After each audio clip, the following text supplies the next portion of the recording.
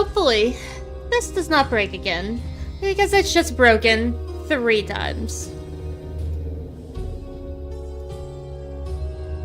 A little bit miffed. A little bit miffed. We're just gonna wait here for a second and see if it breaks itself again.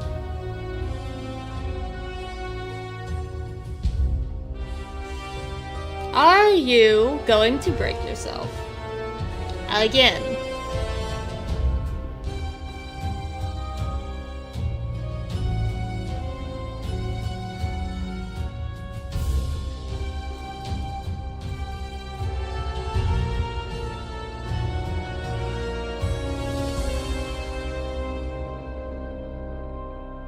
I didn't even see on my phone.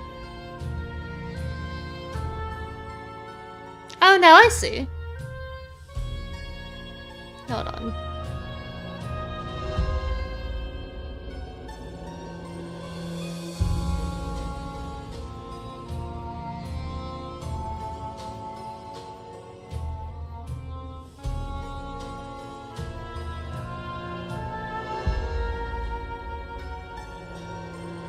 Nope, we're just gonna wait here for a moment and see if it wants to do anything such as be annoying.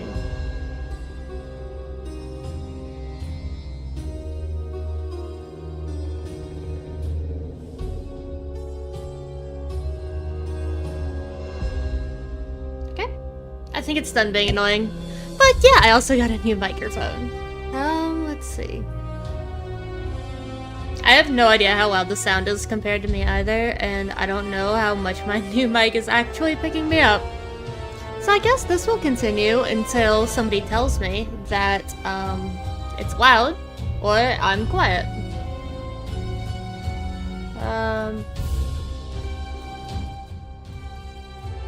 We're just gonna...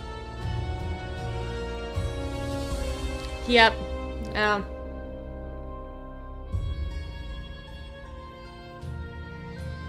Choose those to enjoy narrative and adventure, but want to skip turn-based combat. That's what I would be doing if I wasn't streaming, but no, I have to go fail at this. I'm not good at turn-based combat. Can't wait. I'm just gonna randomly... In the year of our Lord, 1701, the Republic of Venice went to war with the sovereign monarchy of Ralston. This war was over passage rights through the Adriatic Sea, though this point will rarely be brought up when the war is discussed by future historians. That sucks. You can skip the interactive prologue if you wish. No. It was, like most wars, overstretched and too costly. Neither side could afford it, nor would they back down. Many lives were lost, and whatever the outcome, each nation would nurse its wounds for some time. Again, that sucks. The war raged on for 6 years, draining both countries' resources, but the Republic of Venice was older than Ralston and had deeper pockets. In a war of attrition, they would win, and both sides knew it. Well, I guess good job, Venice. I don't know who is the asshole here, so I'm just gonna say, okay, Venice, you do you. 3 generals from Ralston, 2 brothers and a close friend, came together to strategize, and came up with nothing. They would not win this war. Oh, maybe Venice is the asshole here from the way this guy's speaking. Never mind. Fuck you, Venice. In desperation, one reached out to a dark power. Oh, God. And was told to make pilgrimage to Golgotha. With no other avenue, they spent 1 month sailing to the walls of Jerusalem, where they docked under cover of darkness. Okay, so I can't win the war. Hey, Eldritch Deity! Are you gonna get in the bucket? Guys, I found the Eldritch Deity to put in the bucket. I found the deity for the bucket. I'm so excited. I want the Eldritch deity for the bucket.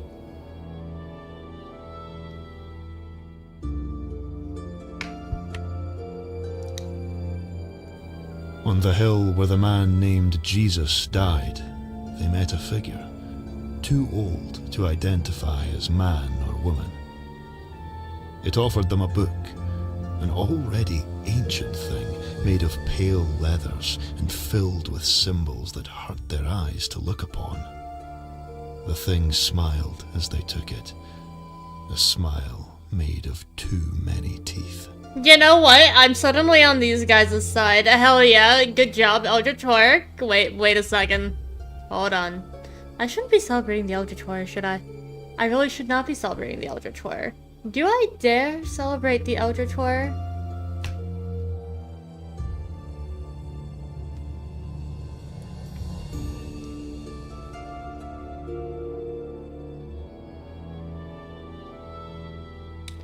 Well, anyway, back to what I'm doing. Picture. Okay. I'm pretty sure that's a guy, though. Full of dread for what they had seen and what they were about to do, they sailed for another month to get home. Don't be full of dread. You did this, boo. You picked it. Things had gone badly in the time they were away. Soon they would have to surrender, and Ralston would fall into decline, one it was unlikely to survive.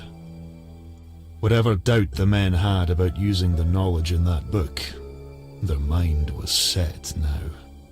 They cast its pages open and chanted dark incantations. And lo, did the dead walk upon the earth that night. Oh, okay. Not eldritch, just evil. Interesting. Undead sailors hauled themselves into the Venetian boats. Soldiers dragged themselves from battlefields and clawed up from shallow graves to drive the Venetians from the land. Damn Venice. The war was won. The Venetians could not fight Ralston's impossible numbers. They surrendered, the book was shut, and the dead were dead once more. The book was destroyed, but the world had noticed. Ralston had dark magic, and no shame in using it. Many enemies, without and within, were born that day. Yeah, that happens. If it's one of those things where, how do I put it? War of attrition is only good when it comes to money. The moment you say that you have a big weapon and you use it, yeah, everyone gets one of those. 1711. 3 years later, a child was born to one of the generals involved in unleashing the spell. Oh, I get to pick. It's a girl. A beautiful baby girl. What were you named? Damn, what's a Victorian name? I'm just gonna...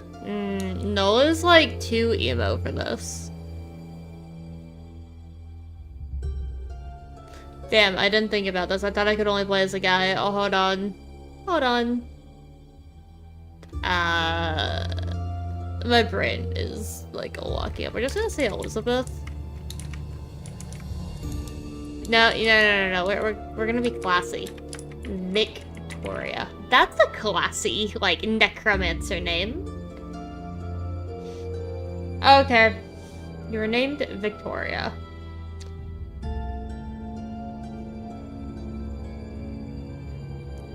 Oh, I get to pick. The night you were born, a blood moon hung low in the sky.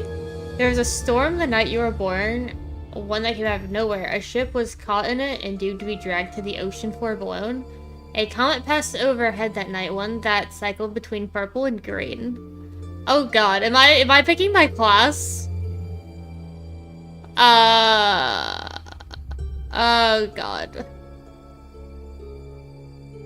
Depths from below, the sky, or obvious vampirism?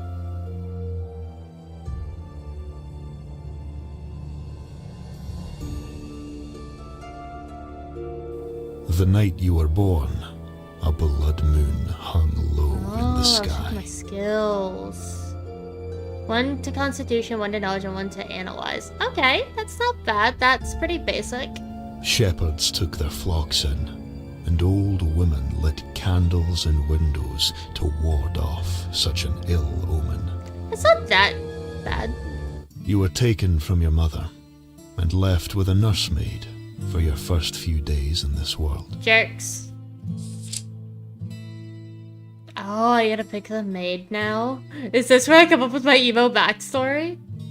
She was a kind girl from the town's poor quarters. While your paths crossed every few years, she has never reintroduced herself. Seeing you always cheers her up, and she is content with that. A distant cousin who hated being tasked with minding you, she largely ignored you, and when it was done, she told everyone what a fine job she did and how you both had an unbreakable bond. You have not spoken since. A heavy-set lady helped raise many children in town. She was lauded for her understanding of children, how their minds behaved, and nobody turned up at her funeral when she died of heart failure. This is all sad. I kind of want to be homeless. But I could be edgy.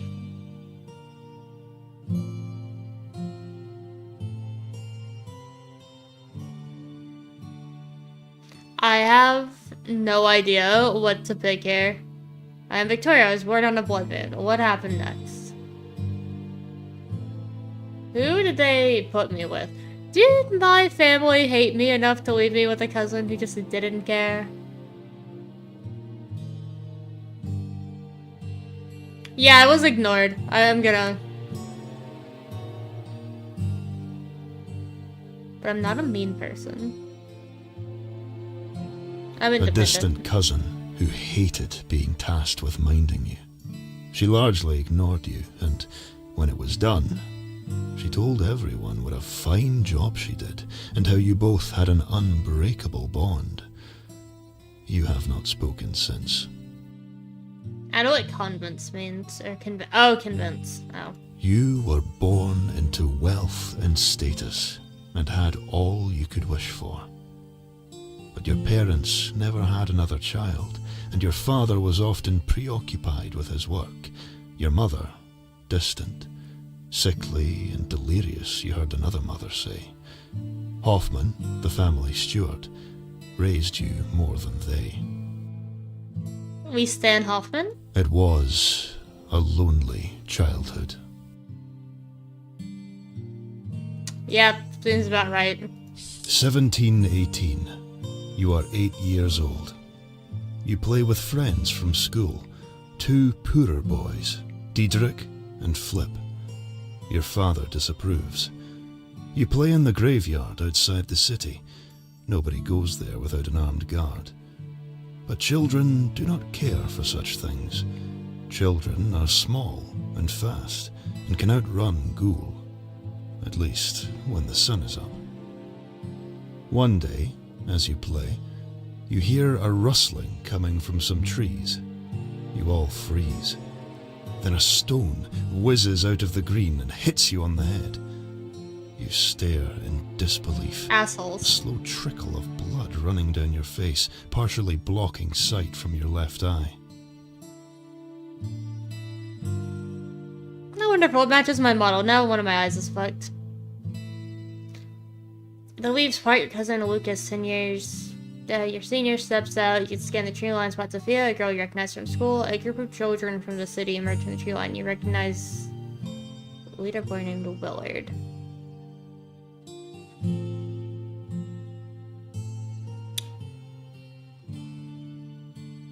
Who do I hate here? I mean, my family clearly neglected me.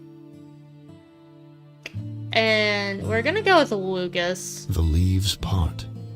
Your cousin Lucas, 10 years your senior, steps out. What a jerk, Lucas.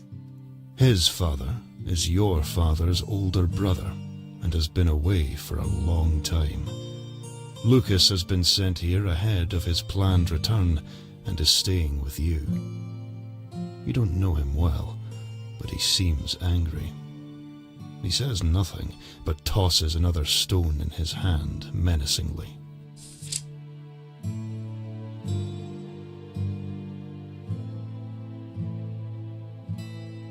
I'm gonna go... Wait, hold on. This is definitely another thing. I personally am one of the more chatty people in games. So I say I talk him down. You talk him down. Why are you being such an ass to me? I didn't send you away from your family. I don't even want you here. Nobody wants you, it seems. That got to him. Got him. He began crying. He was, like you, lonely and lost, trying to impress a father who wasn't paying attention. In the time that followed, you grew closer. As close to a brother as you had. Certainly closer to one another than either of you were to your fathers. That night, you are woken by a scratching sound at your window. You lift yourself up on one arm and rub your eyes with the other. The scratching sound turns to a chipping one, and a moment later there is a muffled sound of glass breaking. A thin black arm reaches in then and unlatches the window. You scream as it pulls the window open and pulls itself into the room. You've never been so close to one. Its face is like a man's, but gaunt and twisted into a sorrowful, angry expression. It lands on the floor of your room with a sickening thud, and as it stands, it ripples and twists in unnatural ways. You scramble away from it, hot tears streaming down your face as you continue to scream, your throat already sore. Did I already die in the prologue? I probably did. The door behind you swings open. Your father steps in. As he looks at the creature, his face is expressionless. He enters the room, sword in hand, and feints to the left.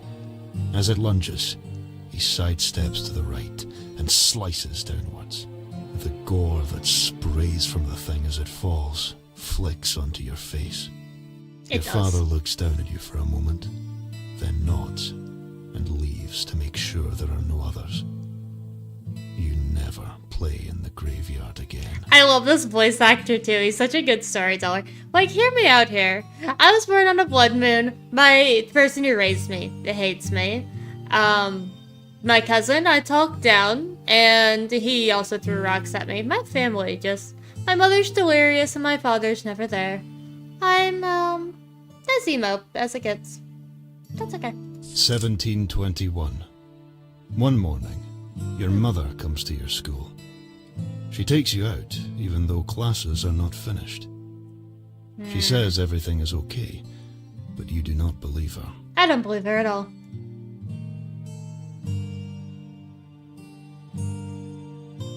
Her presence alone is a warning. Okay. So, from the story so far, my mother was delirious. I didn't see her that much. Her mannerisms... I'm gonna go with her presence. Her presence alone is the warning. Your mother never comes to your school. When you were too young to go alone, Hoffman brought you. Now you travel alone. She has never come here. Suspicious.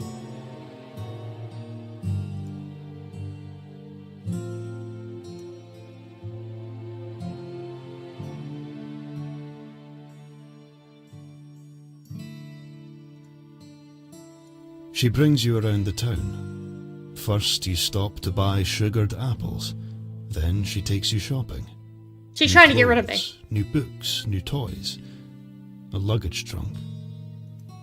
She brings you to the castle, and, with some whispered words and coins exchanged, the guard lets you into the grounds. You go to the pond. You walk the city walls. I didn't mean to click that. And the two of you take in the view.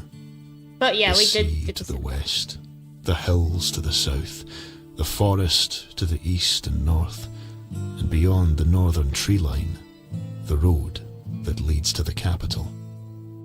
That, she tells you through teary eyes, is where you're going. You won't understand until you're older. Maybe not even then. You need more than I can give you, more than I can be. You protest. She cries. When she stops crying, she doesn't remember where you are, how you got there. A watchman brings you home. There your father glares at you, angry that you upset your mother, angry at your non-compliance. Hoffman brings you to your room to help you put your new clothes and books and toys into your new trunk. He tells you that she loves you, that this is for the best. Oh, and yeah, the butler's trying to get rid of me too? Hoffman. What a jerk. Like what? What a kid still. A few days later, your carriage rides out of town. In your children's stories, events like this happen on rainy days, but today is sunny and clear-skied. As the carriage crests a hill, you can look back towards the city and see it all. The farms, the walls, the groves, the castle, the seas. You're home. Jerks, all of my family. How do you feel as you are taken away? I'm angry as fuck. Oh, yeah. I'm angry, feeling unwanted, and tossed aside something I could not fight. I hurt a deep wound of betrayal. My parents are supposed to look after me, not discard me. Understand what I did was wrong. For them to send me away like this, I'll never... Yeah, no, I am angry. I'm angry, feeling unwanted and tossed aside. This is something I could not fight. 1722. A year has passed. More quickly than you might have expected. Winter's first snow falls lightly outside. You watch from your dorm and reflect on your time here.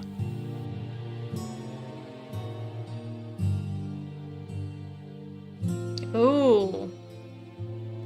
I have so many options. Okay, let's see.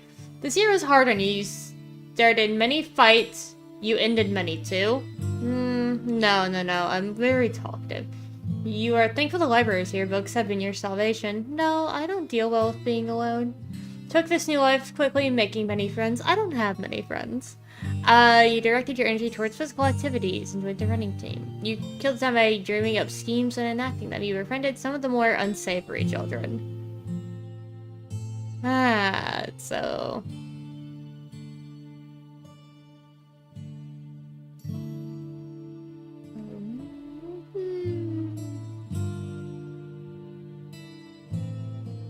Do I do killed time by dreaming up schemes, befriended some of the more unsavory children? These two have my attention, but I don't know which, ability they give. Would I have been a scheming child? No one wanted to be my friend anyway back home, so... Yeah, I'd be an asshole. You killed the time by dreaming up schemes and enacting them. You convince other students, even some faculty members, to part with their coin and other goods. 1725. Your schooling is done now. Your time here is over. You spent much of this year deciding what to do next. In the end, you decided to use your education. Ultimately, you decided to follow your father's footsteps, join the military. One of your professors said he saw something in you, a spark that you could... I like the professor thing. One of your professors said she saw something in you. A spark that would see you well in the world of courtly intrigue. This sounds exciting to you, and well paid too, so they put you in touch with a contact of theirs to begin your training. With your path decided, you found you had time before your training began, so you made the trip home to visit your parents and tell them of your plans. Your travel home feels faster than it was leaving. Perhaps mindset, perhaps age, perhaps because you have done it once already and can spy milestones. Whatever the reason, you arrive home to your mother and Hoffman awaiting you. Your father is not there, but joins you for dinner that evening. Okay, my father's an asshole. It had been 4 years since you were home. Not a long time for some, but a quarter of your life. You had this idea I'm only that 12. you had matured, changed so much in that time, but... Oh wait, no, 16. 16 quarter 4.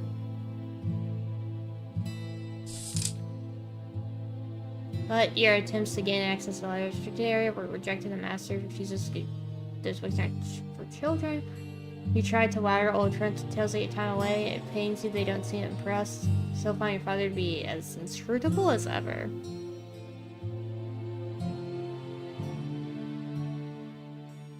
Now I go back, but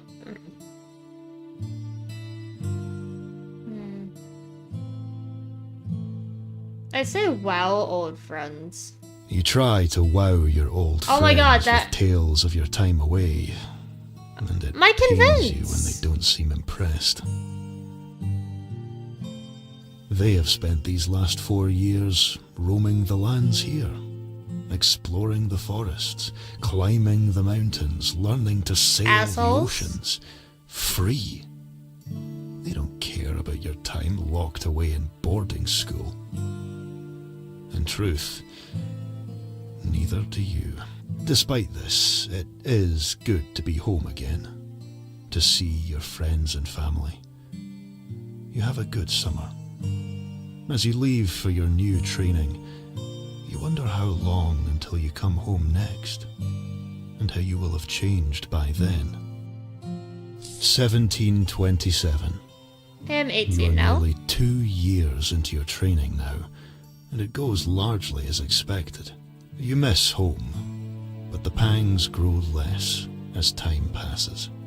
Your mentor, an older lady named Valentina Zupan, takes you to the Scottish courts to watch the burning of a witch. The woman is accused of fornication with the devil, but Valentina says that the only crime this woman, and women burned like her, committed was striving for knowledge, studying the natural world and trying to understand it. Valentina wants you to see how other countries treat people who they cannot understand, how they treat knowledge they cannot fathom. She tells you then that a war has broken out at home. A lich, a powerful undead sorcerer, has begun raising the dead and marches on the capital. So far its armies show no sign of moving out of Ralston, but Venetian and Habsburg forces are amassing on their respective borders to repel anything that tries to cross them. Other nations will turn this on us. They will try to turn the Pope on us too, no doubt. They'd see us burned like that witch. This is our job, to slow the tide that comes for us. We shall travel to other courts, seeking help. We will get none. In reality, we're there to find the lips that whisper against us and do what we must to shut them, by deals or blackmail, whatever it takes. You were on a carriage to London that night, on the start of a tour of Europe that would carry on for the next year. Eventually, word reaches you that the Lich has been defeated, that its forces collapsed as the final blow was struck. Your father was at that battle, as was your uncle. You learn your uncle was wounded, but is well. Neither man died, though the same cannot be said for thousands of others in the country. The soldier's work is done now. Our work only gets harder. Venice will want to march in retaliation for 1708. Habsburg will want the land. Several others will want us stomped out for being too liberal. We must keep these wolves at bay while our country rebuilds. 1729. Your training complete, you land your first post.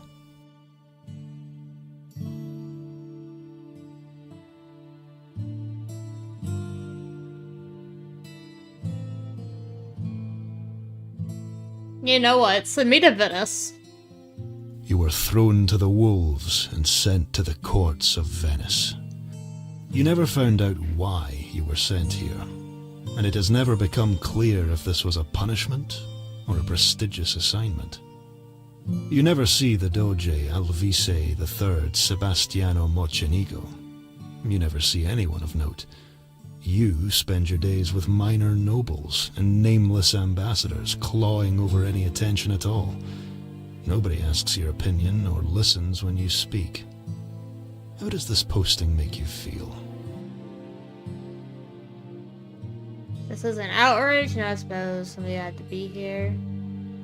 It's not an exciting post, so given our history of the war, it's an important one. I'm bored, but honored. You know, me, because I would be very much bored there, I'll be honest. I suppose somebody has to be put here. It's not an exciting post, but given our history and the war, it is an important one. I quite like this already. I am bored, but honored. I like the storybook vibes of this, but I have a feeling that this, once it ends, is not gonna, you know. 1731. You are through the early years of your career now. You have earned some recognition and accolades. Some time from work and a purse are made available to you. As you take some time to enjoy this leave, a terrible thing happens to you. Your arm is broken, a hunting trip. Your leg. Ooh. You know what? Leg. A night on the town ends with your leg being severely damaged. I'm not gonna be very fast. You met with your friends, Elsa, Laszlo, and Astrid. The four of you went to the local tavern. It is a busy night, with music playing on the stage and entertainers going from table to table. A fire roared, a pig was roasted, devilment was in the air. Many drinks in, you met a couple, Hetta and Jobst. They joined your group. You shared stories over beers. They were going to a party and invited you along. You decided to go, even though your friends were calling it a night. I should have went with my friends. Something bad's gonna happen. You, Hetta, and Jobst wandered the streets drunkenly laughing, sharing a bottle of pumpkin seed liqueur you'd bought at the tavern. They brought you through an alleyway, a shortcut. They stopped and took out a bag of powder. Hetta took a pinch and motioned to offer you some. As you grew near, she blew it in your face. Everything quickly became blurry, and then nothing. I should have left. That was right. When you came to, you could not place where you were. Your head throbbed with a great pressure. You realized you were upside down, tied that way. You hung by your right ankle. Your left leg was tied behind your right one. Your knee bent at a 90-degree angle so your legs were perpendicular. Your arms were stretched out to your sides and folded back in at the elbow, then tied behind your back. You were tightly bound, unable to move. You could see out a window. You were high up. Inside the clock tower, you thought. There was movement around you. First, you heard Jobst speaking. No, not speaking. Chanting. A language you didn't know. You saw a figure walk before you. It wore a robe. You realized it was Hetta when you saw the hair coming from her hood. She saw you were awake. Jobst?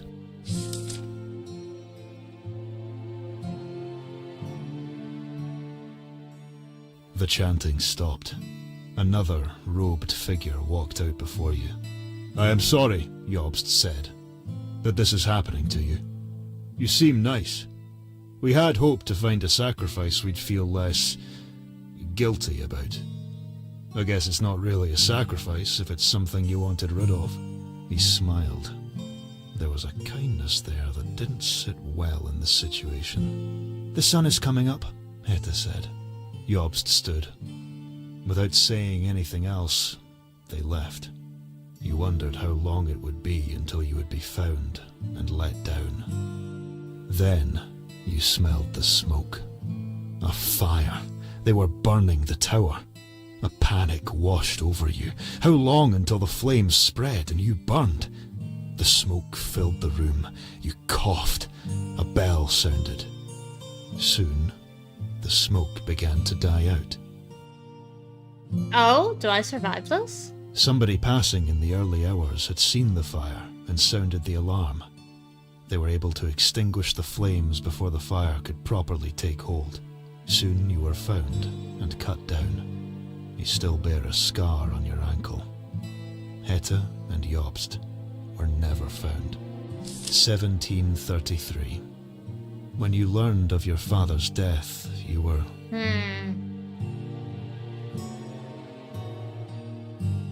Oh, at work? I see you. I would say on a date. On a date. The main course had just been served when a courier came to you and delivered the letter. It had your family seal on it. You knew it was important. You excused yourself for a moment. You never returned to dinner. You did not go on a second date. Something changed in you then, and not for the better.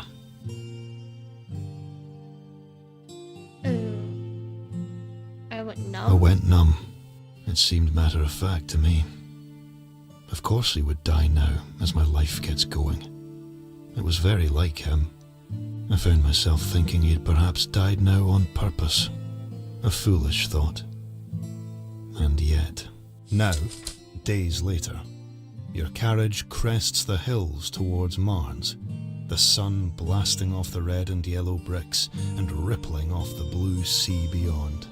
You are almost home.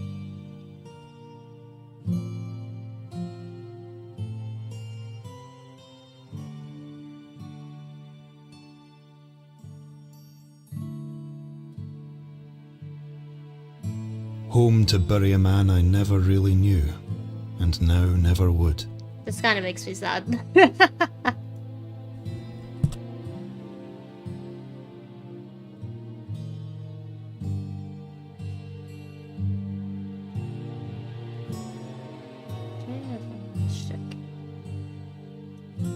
Rest refers to your charm in getting...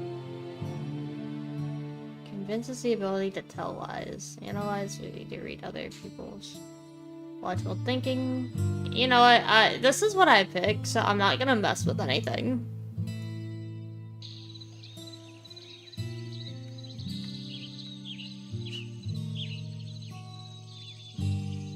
One hour from the north gate of Marnes, my coach had been climbing a steep hill surrounded on all sides by oaks. Before, the greatest forest gave way to farmland. And there we saw a young woman accosted by two brigands. My coachman called to me. Should we stop, madam?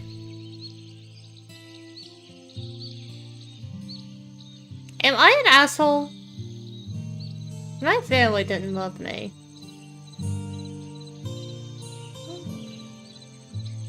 Yes, at once. Our coach pulled to a stop. Is everything okay here, my good lady? He's very good men. What is this? Everyone done to draw your attention? Men, what are you doing? As once. Well, ask. Hey there, good men. What has this young woman done to draw your attention? This woman is a trickster. Don't let her appearance deceive you. Lynn looked at him with disdain, but not fear. I'm not afraid of you. Oh no, I have to be Scottish.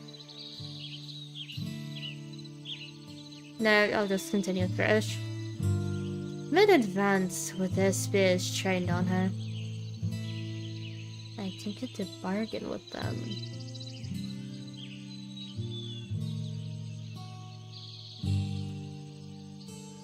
Skill check. You may do a skill check. It's level 2, analyze check.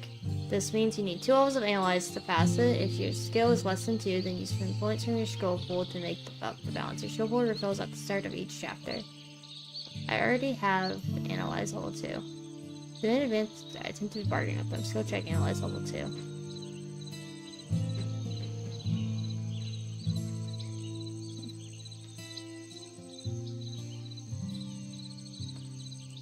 Spend 0 skill points to ask them to reconsider. Please consider your actions. This is just a peaceful young woman. The two men turn their spears and turn towards me. My coachman leapt down with his sword drawn.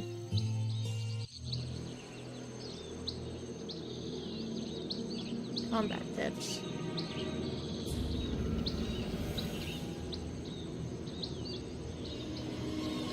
To the left of the screen are the portraits of your main character and your allies, okay?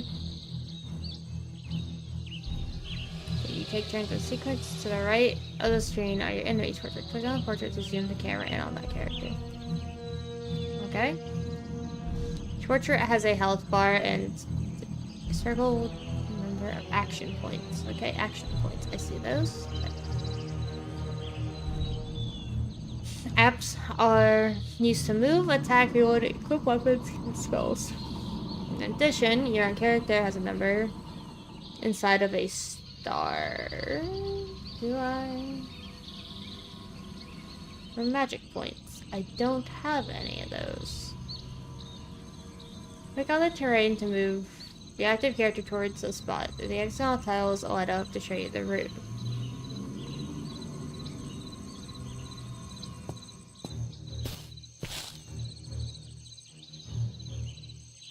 It's 1 action point per tile moved. Click on an enemy character to attack them with your active character.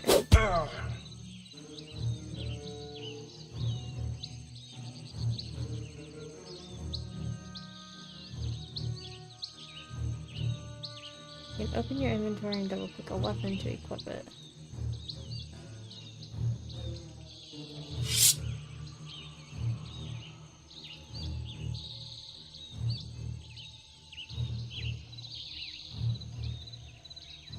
This thing is how many action points it takes to use. Okay. You have undead minions, which I don't. After firing a missile, so you need to reload it. It only costs action points unless it's head. In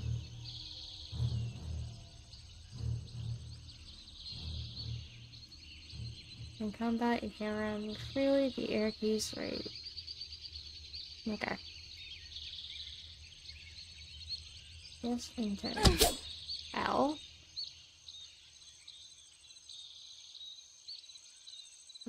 Backpack. Now, already has his sword drawn. Here.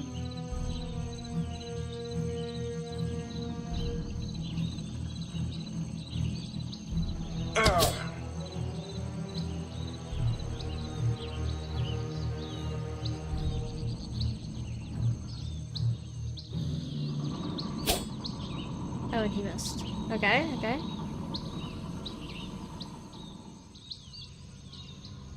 Oh,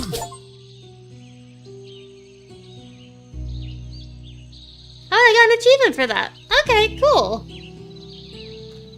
The men turned and fled. The fight was not going their way. We let them go. Thank you for helping me. I know you. You are the daughter of Zelig. She shrugged, smiled sweetly, and straightened the garland in her hair. I nodded. She seemed about my age, but I don't recall her face from the past. Who are you? Just a girl from the village yonder. She looked slyly at me and waved her arm vaguely to the north, back down the hill, where we'd come from. I was collecting herbs when they waylaid me. The coachman eyed her suspiciously, but said nothing. Who were those men? Who were those men? Surely Mons has not become Salonis. The protection of the city is not there for all of us.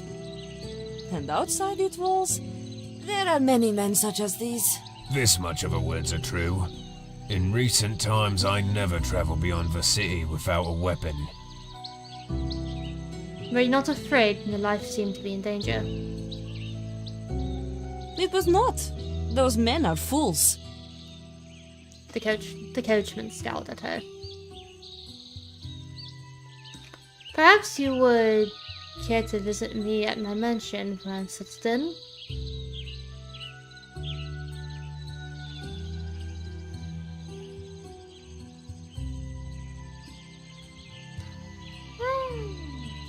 You seem like a feisty sort of lass who I could befriend. Fruta mused for a moment, then gave a cryptic I answer. think our paths shall cross right enough. Perhaps as allies. Though as friends, we shall see.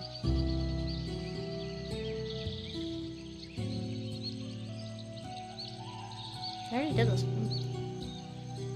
Then perhaps I might learn your name, sweet maiden? Perhaps indeed. Okay. Well, I am sorry. It is a sad day, and Lord Zelig was a good man. I climbed back into my coach and glanced out to wave farewell, but in place of the young woman had stood an old hag was watching me. Shadows seemed to draw in and around her, leaving her face indistinct. Be wary. Zelig dead the wolves are circling. The House of Van Eerstrik may have an important part in the future of the kingdom. Do not presume to know who your friends and enemies are. Hag behavior. You know, I didn't want to know what would have happened if I just left her there. You know, I 100% now understand why she wasn't afraid. She would have kicked their asses. Hums.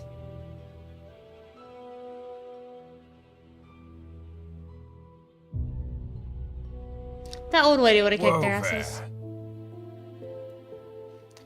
The carriage came to a sudden stop, which jolted me awake. I had thought that my return home after so many years, that I would watch it all.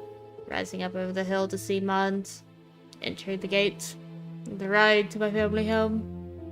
But I'd been traveling for 3 days now. I had clearly been too tired to stay awake despite my strange encounter in the northern forest. Still, I was home. Perhaps it was unkind of me, but when I stepped out I was surprised to be greeted by Hoffman. I expected him to be long retired by now. Despite his age, he stood tall as he greeted me. Welcome home, my lady. I trust your journey was a pleasant one.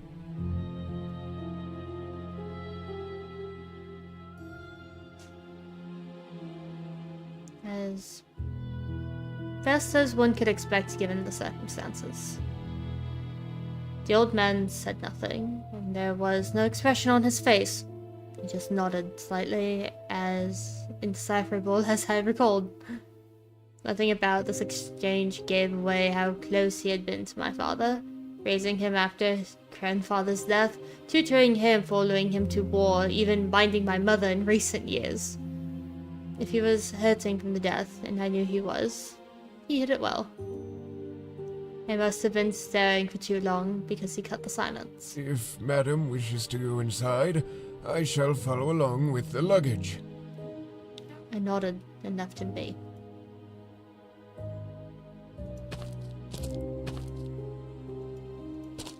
Graphics lets you turn on the painterly effects.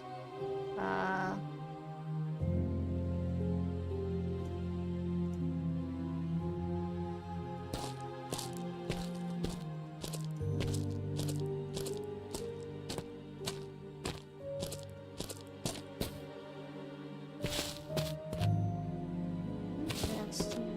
Okay, I found the sprint thing. Oh, and I can rotate my screen like that. Oh, what's this? Careful chest. Take off. Cat. A black and white cat sat here watching me suspiciously. I reached out a hand. Beast hissed and ran off around the house.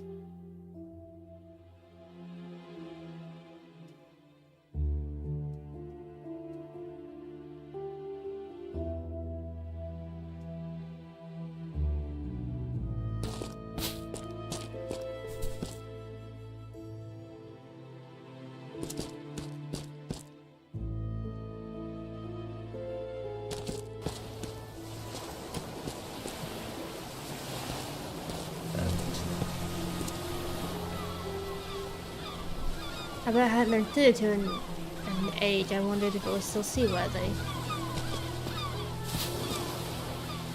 I had fond memories of jumping into the sea from here with my friends Dietrich and Flip. Long, hot summers. A lifetime ago. Okay. I guess I can't walk up there.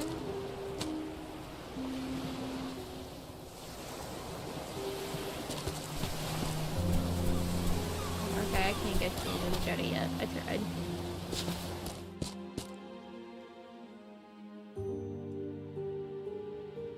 You can view your active tasks by clicking the journal icon. Yeah, that's okay. What about the Klaus? The red looked down at me, their grizzled and unkind face. I'll be on my way once I get my coin.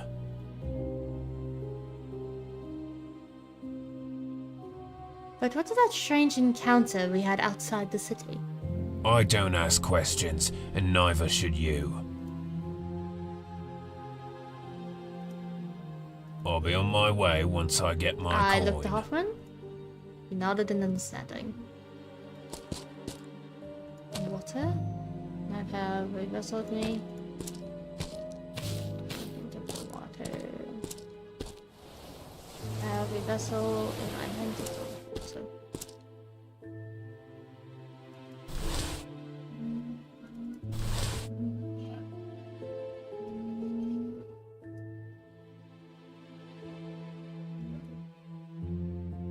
Neat, and I can like move the map around too. Okay.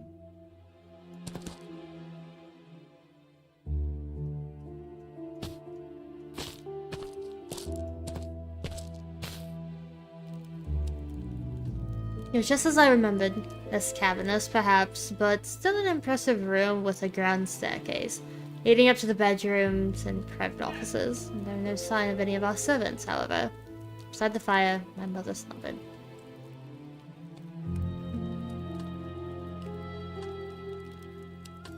Box.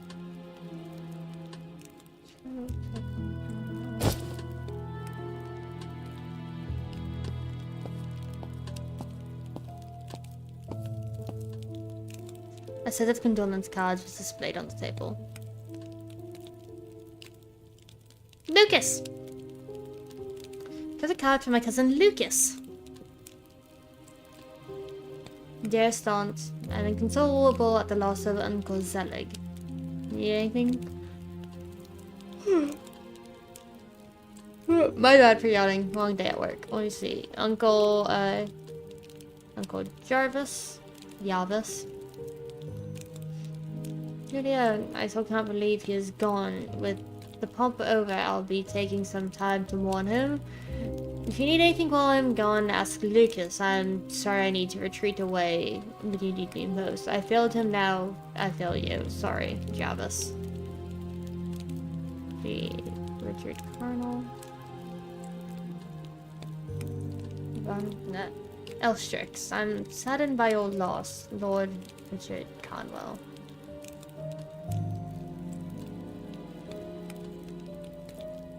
Card from Captain Lord Werner.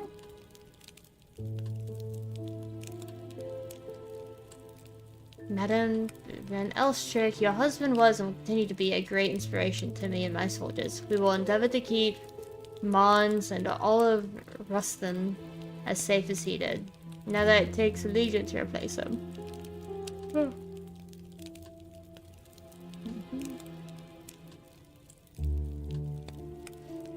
Got a card from the Queen. The Queen!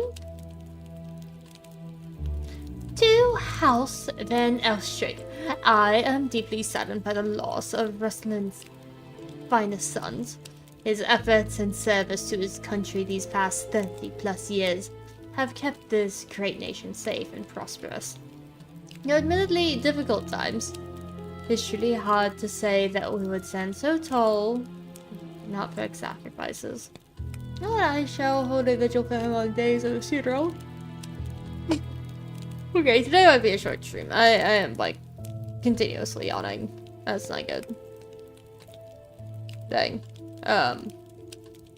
Yeah, it's short stream. That's fine. I'll just... Stepped up the table. I would just save. Save now.